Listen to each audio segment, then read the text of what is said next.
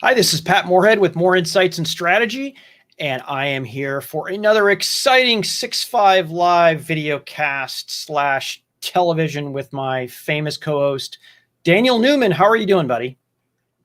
I'm good. Almost famous is probably a better descriptor, but we'll take our 15 or 30 minutes of fame here on the 6.5 live podcast edition. And by the way, it's been a lot of fun over the last couple of months, taking this thing live, streaming it out, getting it out in real time to people. It changes the dynamic a little bit of the show because, you have to be cognizant that people are watching in real time. There's no editing. You can't fix things you say. So you got to be a little more careful maybe about, how you say things or what you say, and especially because we really are analyzing things that oftentimes, Pat, are coming out almost in real time. But I hope everyone out there has been enjoying it. I'm happy to be here. It's a Friday, only a 12, 13-hour workday, much less than the last few. And I'm excited to talk because it's been a big week in tech. Yeah, let's dive in here. So we have a bunch of stuff we're going to be talking about here. And why don't we jump right in? But as a reminder, we are going to talk about public companies. Please don't use this as any investment advice. This is for information and education and entertainment purposes only. And also, if you're not familiar, we typically hit six topics, 5 minutes each. And it's no news, all analysis, just enough of the news to get our point across. So why don't we jump right in with AWS reInvent? So first off, there were so many announcements. There's no chance that we're going to be able to hit all of the core ones today. But what I thought I'd like to do is really drill in on the EC2 announcements. And as you know, EC2 is all about compute. And if nothing else, what I appreciate about the folks at EC2 is their ability to position. And as you know, my background, I like Daniel and I used to have real jobs before we became analysts. And I used to run product strategy and marketing. And this is basically EC2. Most, largest, fastest, highest, lowest cost, best price performance only. I like this, and that may sound marketecture, but it clearly talks about what is important to them and how they, if nothing else, view them. So a couple of the key announcements that I'd like to hit about EC2 is, first off, Trainium. So Trainium is AWS's homegrown machine learning and deep learning training solution. Right now, and as Daniel and I have talked about a ton, literally the only vendor who's been able to get traction with accelerated machine learning training has been NVIDIA. But the promise that Trainium is making here is that it will be the most teraflops compute power other than any other machine learning instance in the cloud. And that includes, it would have to be the NVIDIA V100. It uses the same Neuron SDK, supports TensorFlow, MXNet, and PyTorch, and it will be available through SageMaker. Now, this was just an announcement and not an instance. And there's also not as much information as you may want out there to be able to compare this to the NVIDIA V100. But I don't think this is AWS hiding anything. I think this is them just doing what they normally do. They announced the chip with a few broad claims, and then they announced the instance with more people and beta customers with more specs. But I think this was the biggest EC2 announcement of the day. Yeah, that was a big one, Pat. Of course, having had a chance to speak behind the scenes to some of the leadership on Trainium and on AWS, they also recently released P4D, which was built on Ampere's A100 architecture for another accelerated workload. What I really got was this, Pat. If you kind of followed Andy Jass's keynote, he waved the wand of the company really trying to push the envelope on training and AI workloads in the cloud, period.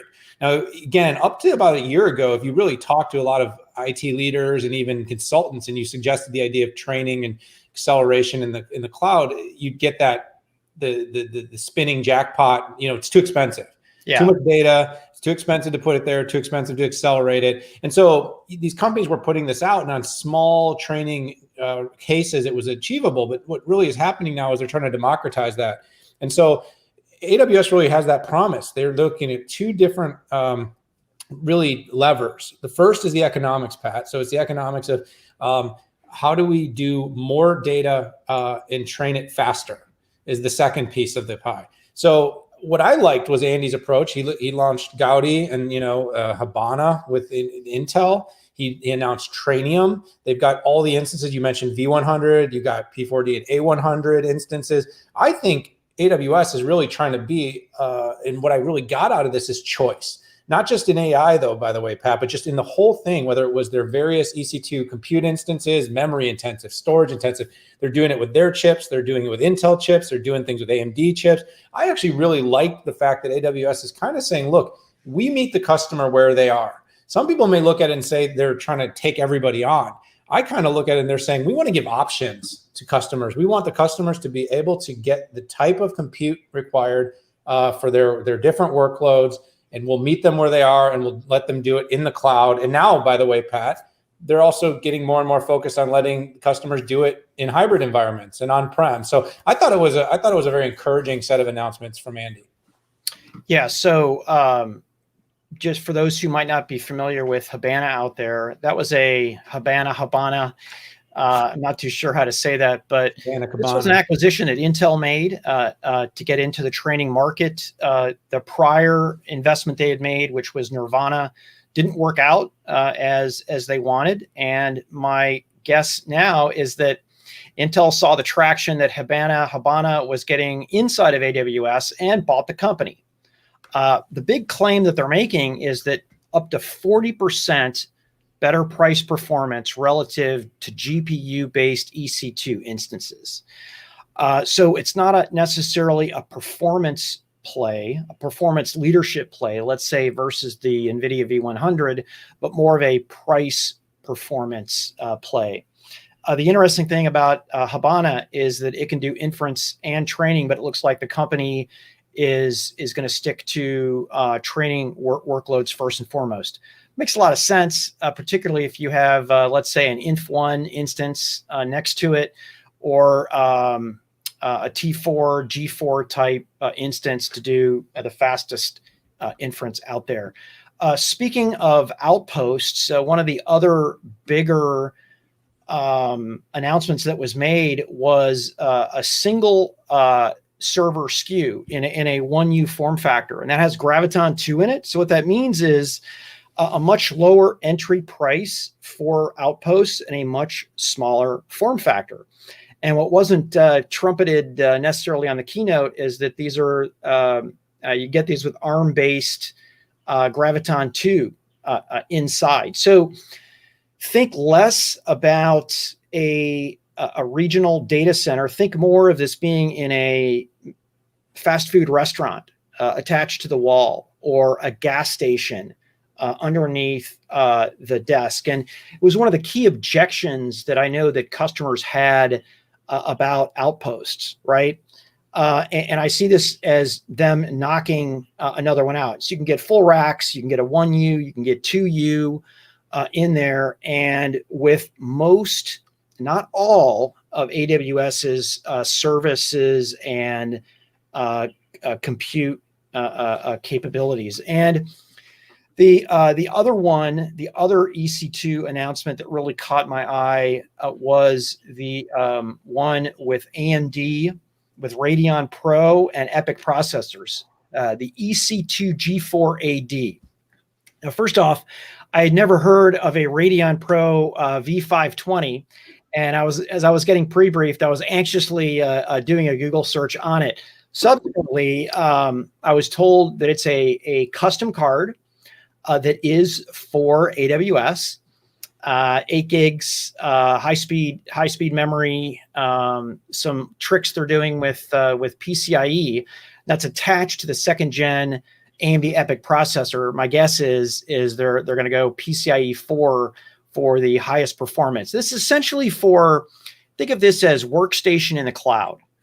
Okay. They're not necessarily rolling out the virtualization capability, but it's more of a one-to-one than, let's say, a one-to-many virtualized environment. Think about Amazon Workspaces as an example. You want to run your workstation app, you want to do game streaming or generalized graphics rendering. But Daniel, to your very intelligent macro point here, this is about choice. And one thing I think Amazon's doing really well is I don't think they're pissing off they're not throwing their own silicon in the face of their partners. They're taking a very scientific approach to this. If they want the highest performance, they'll put something in there that's the highest performance. If it's NVIDIA, boom. If it's AMD, boom. If it's their own stuff, boom. Now, those probably come in 18-month increments or 12-month increments, but and then they have their lowest cost way they choose silicon. Again, their own silicon, other people's silicon, it doesn't matter. And the secret sauce underneath this, and you and I have both written about this, is the Nitro Layer, right?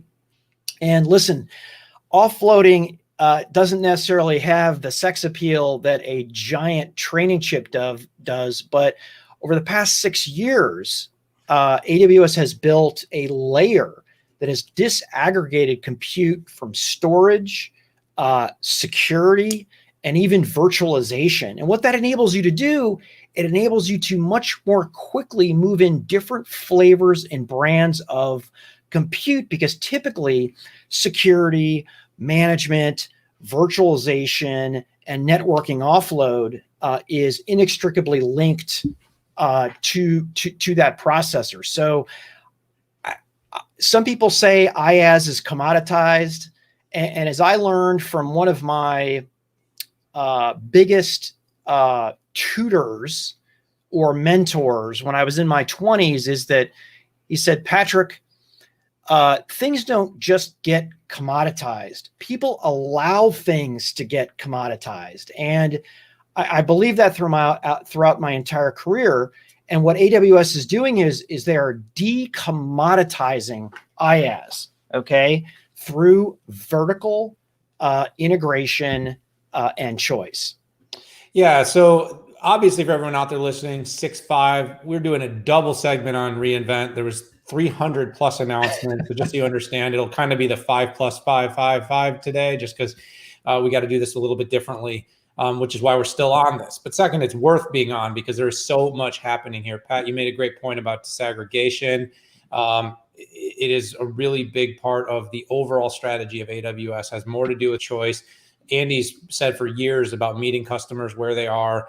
I think for a few years, one of the areas that Andy had been somewhat reticent, and the whole AWS business had been somewhat reticent to meet the customer, has been hybrid and multi-cloud. You're starting to see some kind of backing off there as well, because there's more and more opening up to the idea of true hybrid, which isn't even just Outposts, but truly that workloads could exist on-prem, workloads could exist in other clouds, and AWS is building, more and more support for that. A couple other things, Pat, just quickly, because you really covered the EC2 stuff well. There's a couple of things that caught my attention that maybe worth mentioning. One is the advancements with containers, the ECS and EKS everywhere. Great example, right? Before it was containers in AWS. Running AWS, the whole migration in this particular show really focused on containers being managed, deployed, developed anywhere for both on-prem and for AWS, using AWS's tool set, which I think is going to make developers and AWS infrastructure users very happy. A couple other things, by the way, and on top of that, what was called AWS Proton, which is going to be basically your full stack management for automation and serverless. The one thing I've learned, Pat, talking to many enterprises working with containers, has been it's not about doing a container that's hard. It's about having 15,000 enterprise applications and microservices, and you're trying to do this at scale. So this automation layer with Proton is going to be really important. Another thing, just two little observations, because I could talk about this forever, but one was what they're doing with database, Pat, very interesting. Okay, the whole database, the Babelfish, SQL serverless, the ability for people to basically migrate SQL licenses, SQL licenses to AWS, Aurora with Babelfish, is going to be a very interesting competition discussion going forward. Andy and the team at AWS is really looking to make this transition easy, and as the economics of not having all the licensing costs could get very interesting and start to create a lot of competition there. Go ahead, Well, it's Pat. pretty cool to put your Microsoft SQL apps right on top of a MySQL from Amazon is pretty cool, right? It is cool. And it's also got a big economic thing that's going to bring some debate, and it's going to push some innovation from Azure. They're going to have to make some innovation and make some decisions on how they want to respond to this particular development. And one other thing too, just worth mentioning, because I talked about Proton and containers and I talked about Babelfish, is there's a bit of a juggernaut within AWS for software. What they're doing with Connect for everything from voice and video to contact center, it's really deep. And by the way, if you didn't know, companies like Slack and Salesforce are actually using some of this stuff in the back end of their offerings. But it's almost like it's a sleeping giant here. Also, a bunch of business intelligence apps, Pat, where they're doing ML and enrichment of data and offering real-time dashboards of intelligence for everything from supply chain and operations to financials. I mean, quietly, AWS is starting to really enter that stack of the SaaS side where it's not going to be so quiet for much longer. Yeah, that's right. And we'll be able to hit on these in future shows. I think next show we should do a drill down, but here's the way I look at it. AWS looks at its opportunities and IaaS, PaaS, and SaaS, and it gets itself ready. If it doesn't have an IaaS customer for a certain application, they're going to build the application themselves, right?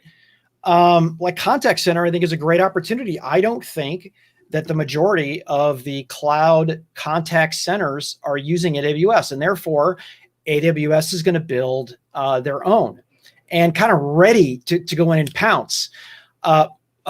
Zoom does most of its IaaS on AWS, but in the wings, you've got Chime, right? That let's say, Zoom got ornery. AWS could come in and make that a full-blown, market it more than they do today. But we have talked, like you said, 300 announcements. We got to keep the next going. trip. We have got to move on to our next topic, which was the Qualcomm Snapdragon Summit and the Snapdragon 888. What is this voodoo, Daniel? Oh, Pat. Wow. And by the way, thank you for allowing us to have both of these events the same week. Now, I will say this is a tamed down Qualcomm Snapdragon Summit. I think the company recognized doing it remote. And when I say tamed down, one huge announcement, but in the past, it's been many, many, many announcements. For Qualcomm, which basically is the leading platform in the world for developing the SoCs for your mobile devices. Their next generation was, due to come out, and this was the moment. Last year, Pat, we were in Hawaii. This year, we are in our houses. But it was a really exciting announcement because what 888 represents, and by the way, for anyone who doesn't know, the 8 series Qualcomm Snapdragon has always represented what they call the flagship, the top of the line. With 5G, with next generation technology, what Qualcomm really did here was said, we're going all in on 8. My guess, Pat, this will be the last 8 series. There will be something's going to come next. What do you do now? What do you do after this? 889 isn't very interesting. 888 squared, but the 888 is the ultimate. And just a couple of the little highlights. 3rd generation X60 5G modem and RF system. This RF modem system is the bee's knees, and it is what has made Qualcomm win in this place. It's been unrepeatable. Other companies have tried and failed. Nobody's been able to quite do this modem RF system at the level of Qualcomm, which has enabled them to win designs in almost with every major OEM in the world. 6th generation AI engine. Nobody thinks that Qualcomm is an AI company, but the company is doing a lot of things especially on device. With AI, and it's a re-engineered Qualcomm Hexagon processor. It has a 2nd generation sensing hub which is going to enable lower power, always on AI processing. I'm trying to think of what are some other things. A number of adaptive features for IoT, for XR, for gaming. And by the way, Pat, cameras. The next generation image sensor, I think it's got 3 image sensor processors on it, which is going to be the first of its type, faster by 35%. I know, I mean, I'm kind of reporting it here, Pat, but the thing is this thing is loaded to the gills. And like in fashion of Qualcomm, early indicators are all the OEMs will continue to work with Qualcomm. So you're talking about the Samsungs, you're talking about the Xiaomis, you're talking about, help me out here, Pat. What are the others? Oppo, you know, Samsung, and everything that's not Apple. And by the way, Apple is using some of Qualcomm. There is a partnership around 5G, but the Snapdragon is basically powering all the high profile devices. And by the way, down market in their 7 and 6 series, Qualcomm is now enabling 5G in much more mid-tier and lower tier. But this 888 was a big moment, big inflection point. And by the way, one of the most profound moments of the event was when Cristiano Amon, the president of Qualcomm's technology business, said, "We are a camera company." And I know that sounds sort of provocative or profound or even maybe crazy for a company that has a high-powered computer in your hands, and they're going to take claim as the camera company. But the data's in, Pat. It was like 61% of people buy their phone for what they believe is the highest end camera in the market. Well, look, I use an iPhone. I also use a Samsung S20 as well as a Note 20. Apple's camera, I don't know what people think. It's not the best camera on the market. I get that people like the camera, but that's stovetop. When I need a great picture, the Note 20, I take that thing out every single time. I'm just going to leave it there. So what were your thoughts? Yeah, so I really like this event because it gives you a good snapshot of what the super phones of 2020 or the following year are going to look like, right? You got the Snapdragon Summit, and then you have Mobile World Congress when all the phone makers come out and do this. And this essentially is the roadmap for all non-Apple handsets out there, which is around 75% are non-Apple.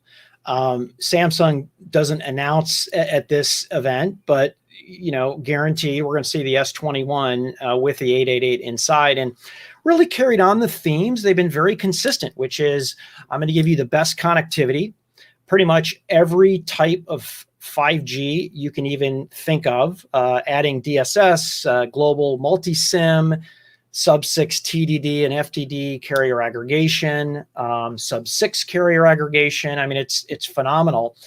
On the AI, they're claiming 26 TOPS when you combine all of their AI engines together, which I think is pretty awesome. They talked about it being the highest performance out there. I can't wait to see that validated with third-party reviews. A lot of that horsepower, interestingly enough, comes from the a newly designed DSP, in addition to a special neural network processor and what they're leveraging in the GPU. 144 frames a second for gaming with upgradable drivers, which, as we know, all serious gamers know that's important. And finally, in the geekdom on the camera, a new image signal processor, 2.7 gigabits of bandwidth, which essentially means 120 photos simultaneously with 12 megapixel, which is a lot more than I know I can take at once. So we're going to be think of multi-camera. Bandwidth is not going to be an issue for this camera system. So really good stuff. And like you said, I can't wait to get back to Hawaii. It's interestingly, last year I had to take the red eye from Las Vegas to reInvent to Maui to catch Cristiano's opening keynote. I was glad I didn't have to do that. I was pretty happy about that. Yeah, I mean, I know it was terrible when you landed in Maui and you had to enjoy. I mean, there's something about the air there. This year they sent all of us a little package with some Hawaii themed. I don't know that made me happy or sad. I know. I love the smell. I like the beads. Thank you. And the tiki drink. But I mean, after 2020, I mean, that would have been the perfect moment. But this was a big moment, and there's a lot more. And I think we'll have to come back and talk more because the company's got, you know, the HCX and the whole line of of compute. It has XR advancements. It has a number of IoT, edge cloud AI products, fixed wireless. So there was a lot more going on, but the 888 was the star of the show. So unlike the AWS event, where we really are trying to pick a needle in a haystack among 300 announcements, that none were necessarily prioritized clearly over the others, this event was all about the next generation of the smartphone, Pat. And I thought the company did a really good job. And I'm assuming, like you mentioned with Samsung, I'm betting that the majority of the high-end smartphones of the next generation are going to be powered by this chip. Yep. So, hey, Daniel, we got to move forward here. Let's jump into Cloudera earnings. And I'm going to give you the mic on this, but for those who are unfamiliar with Cloudera, they are the data management leaders across on-prem and hybrid. Yeah, open source, the open source Hadoop era was built by Hortonworks and Cloudera, which are now one big happy family. Pat, we'll get some time back for everybody on this segment. These earnings segments, we can go a little bit quicker, but it was a good quarter. Data management and analytics are hot. Open source is hot. Companies are investing, but when I say hot, this isn't Zoom 300% hot. This is 12% annual recurring revenue growth kind of hot. Company did about $218 million. Overall, solid performance. Company made money, which, you know, they're still, as a publicly traded company, kind of they fluctuate around that few cent gain, few cent loss. But some really good things as their margins, Pat, for non-GAAP subscriptions are up. So the company's making more on every dollar they're doing. They made an acquisition this quarter that helps them with their real-time stream processing company called Inventador. That's going to help, and along with a number of products in their private cloud.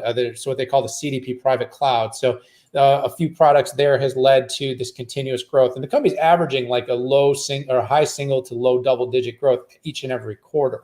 The street loved this particular quarter, though, Pat. They were super happy with the results. And a couple of things that I said to keep an eye on. One is they GA'd their Cloudera private cloud offering. This is a big moment for the company. And as it goes GA, it was how are the companies responding? Well, 50% of their over 1 million customers, $1 million a year annual recurring customers, which, by the way, they now have 179, up from 172, are now migrating over to Cloudera's CDP private cloud. This is big because is the innovation being adopted? The answer is yes. The company now is able to announce it has over 1,000 customers spending $100,000 on a recurring basis. So they're getting more spend. Cloudera is already in almost all the Fortune 200. So the thing that the company really needs is how do they get more wallet from all the Fortune companies? What I'm kind of keeping an eye on, though, Pat, is how much are they able to grab, and how much does competition coming from like the big cloud providers, whether that's that's Synapse and what Microsoft's doing, whether that's Aurora, Oracle, because a lot of big data tools are coming out now in hyperscale cloud, are coming from the bigger SaaS-based analytics players. And so that's where Cloudera is going to have to compete, because it's really been able to compete on economics and on open source. And that is a big thing. Hadoop is a big thing, but it is competitive. Company, Bob Beardsley, the CEO, sees a bullish outlook. And in fact, Pat, I'll leave you on this, but the company, for being a fairly small, sub $1 billion year revenue, just approved a $500 million stock buyback, which means the company is very confident that its future is looking bright and that growth is in its cards. That was good. A good breakdown, Daniel. And it appears that their overall strategy is working. And whether it's streaming and data flow, data engineering, data warehouse, operational database, machine learning and AI, and connecting all that together with the right level of security, governance, lineage, management, and automation seems to be resounding with their customers. And that is what matters in the end. Listen, big snowflake stock prices are nice, but in the end, it always will be about the customers. So. Yeah, I was just saying that one great point I want to leave because I know we got to keep moving, but Snowflake is all that data in the cloud, and Cloudera, it kind of has that other approach, all that data, prem to cloud. And so that's going to be an interesting juxtaposition to watch going forward. All right, let's jump into the next big announcement. We talked about this right at the very end of our last podcast. It was an early break. I think you got a text from a journalist who wanted a comment, but Salesforce officially is acquiring Slack for an eye-popping $37 billion. The market so far has not received it well because the value of Salesforce has gone down by more than the sales price, which ironically is the exact opposite of what we saw with NVIDIA and ARM, where NVIDIA's stock price went up more than their acquisition price. It's a monster acquisition, and while Salesforce has always competed with Microsoft in things like ERP, CRM. This is the shot across the bow to both Google and Microsoft for personal productivity and more of a collaboration approach. And I think, I really recognized, listen, more competition is better. I say that, but I believe that the street was sour on it for the same reasons that I'm a little bit skeptical on it, in that I think it's going to take an incredible amount of increased investment to turn Slack into a relevant competitor to Google and Microsoft. I don't believe that chat is an application or a business. I believe it's a feature. Just like we saw with cloud storage that used to be a business, that's now a feature of all the suites. I really think that where's that at? And I do understand that Slack is more than that. It's also about automation, right? It's taking that as a base and through low code or no code tools, developing apps around that. But at the other side of my mouth, I'll say, I think Salesforce is going to have to buy a Zoom. And then what is its answer for personal productivity? I mean, the fact is, we all keep pretending that we don't do Word documents or PowerPoints or Excel, but it keeps, that is the tool, or those are the tools for businesses today, whether you're a Gen Z, whether you're a millennial or an old Gen Xer like me, or my brother who's a boomer. It's the reason that Apple got out of trying to compete with Office 365. So before I turn it over to you, I like competition. Competition is good. Competition drives innovation. Competition lowers costs, and that's only good for consumers. I'm skeptical at the price and the lack of discussion on the increased investment this is going to take, namely buying a Zoom or creating out of thin air a competitive personal productivity system that is competitive, file competitive with Microsoft. Your take, Daniel. Oh, wow. I'll try to be quick. I've talked about this so much that I'm gone. I've lost my hair. So 27.7 billion, you're seeing acquisition after acquisition doubling in size for the biggest acquisition. So you had about 6 to 7 for MuleSoft, 14 for Tableau, 27.7 for Slack. Huge. I think the street definitely felt that price was too steep for a sub $1 billion run rate company that is struggling to grow. Now, Slack was growing 50% all year on average or so the last couple quarters, while Zoom was going 350%. I do want to, uncontentiously say, Pat, I think there is a 0% chance Salesforce acquires Zoom. It's too expensive. I'm not even sure which would cost more, if Microsoft bought Salesforce or if Salesforce tried to buy Zoom. I mean, I'm just saying that's how expensive Zoom is right now. Zoom is taking over the world. But I do agree with you. Right now, they're going to depend on something like Amazon Connect and video features from a third party, which kind of defeats the purposes of why keep buying companies if you're just going to keep integrating technologies, right? If you're going to integrate other people, then just do that. What Benioff needs to do and wants to do, I believe, is own the productivity experience. Where do you go when you first turn on the machine? I've said this a lot about different tools. You need to want to start there. That's why Office 365 and Teams have been so successful in growing 100 million daily users this year. You're in Office, you're in email. Oh, let's go over and have a meet. Let's have a chat. It's very fluid to the way someone, a productivity worker, works. Google has done the same thing with Workspace, albeit at a smaller volume thus far, but it's become more and more compelling. And in fact, a lot of people really prefer it. The thing about Slack is, from a chat standpoint, a lot of people did prefer it, but it just missed on everything else. It just didn't have everything else. So Salesforce did acquire a company called Quip for $1 billion, that it does offer some of this productivity toolbox that you're going to need. But yeah, Pat, I think they're going to have to buy up the rest of the suite and make it really an easy to adopt experience. Now, everybody can push back, but I do think Benioff's a smart marketer. I do think he thought this through. I believe that deep down he thinks he can move the needle. So I look at two growth metrics here, and I'll kind of leave it on this. Growth metric one is, can Salesforce help grow Slack faster than it was growing on its own?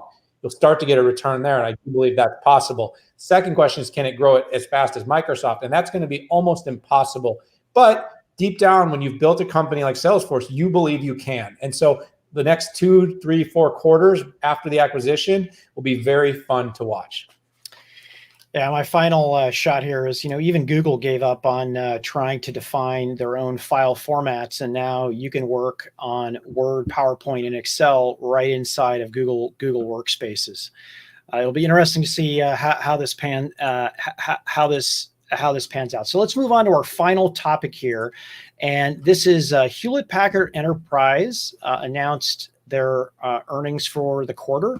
And they are back to pre-pandemic growth, and they announced a major move from Silicon Valley to Houston, Texas. What did you think, Daniel? Well, I think the big win for this quarter for HPE, Hewlett Packard Enterprise, was returning year over year to flat to slight growth. I mean, look, the OEMs as a whole have not had shining quarters. While a lot of tech has, a lot of people have been wooing Microsoft, wooing Amazon, Zoom. If you were IBM, if you're Cisco, if you're Dell, if you're HPE, this year has been tough. Supply chains have been battered. On-premises deployments have been stunted completely. People aren't going to the office. And a lot of revenue for these big OEMs was on-prem. So yes, there was a cloud component, and that has definitely pushed these companies through. But HPE was hit pretty hard. So last quarter, at the end of the quarter, I basically said, can HPE return to growth? Can it get back to flat, back to growth? That was sort of the trend we saw with Cisco. That was the trend we saw with Dell most recently. And it looks like the industry as a whole is now back on par. In terms of where did the performance come from, came in a couple of areas, primarily the intelligent edge and the high performance compute business with Cray. Those were really where its strength was. It also saw a little bit of a track back, getting closer to return to growth with some of its big business units, which would be, its storage, compute, network. Those businesses, are still down, but it's down single digits, and it's showing a bit of a comeback. Where I've been watching, Pat, overall has been GreenLake. That's the whole story for Antonio Neri, CEO, is GreenLake. So where did that go? Well, the company sequentially saw about 11% growth in its recurring revenue business overall, hit $585 million, and is up 30% year over year. This is the number to watch. The company is deploying service after service after service on GreenLake. That's storage and compute on GreenLake. That's going to be edge on GreenLake. That's going to be data analytics on GreenLake. They're partnering with companies like Splunk and doing services to deploy containers on GreenLake. This is sort of the direction. Everything as a service by 2022, was it? It was 3 years. So you're only talking another 14, 15 months where until 2022 is here. So that was kind of my big take, Pat, on this one, was they're growing in the right places overall. And by the way, what a smart move. Get out of the Silicon Valley. I know, unpopular in the tech community, but the tax benefits, financial benefits, the ability to deploy and employ people in a reasonable wage and give them a high standard of living in Texas. This isn't becoming more popular by accident. This is a true challenge that the Valley is going to have to answer to, especially with remote work and just the overall. So not to get too political here, but I thought, and by the way, back to its roots, right? Compact days of Houston, they're going back to the Woodlands. which is, by the way, a really beautiful place. A lot of great facilities there. And I think it'll be a good move for HP. I like seeing tech being diversified across our country. That's good stuff, Daniel. And yeah, this move from Silicon Valley to other places, I've seen the Silicon Valley take on it, which is, hey, good riddance, right? Good luck out there. But I think that many companies are just like you said, they're seeing the benefits of not being headquartered there. They're going to have a lot of employees there, right? And for certain types of jobs, you do want to recruit from Silicon Valley. In others, there's not necessarily an incremental benefit from it. So it is nice to see HPE coming to Texas. And I think the governor has done a really good job bringing in those businesses. So with that, we went a little bit long today. I really appreciate you hanging with us. For Daniel Newman and Patrick Moorhead and the 6.5 Live TV, we appreciate you. Thank you. Press that subscribe button and have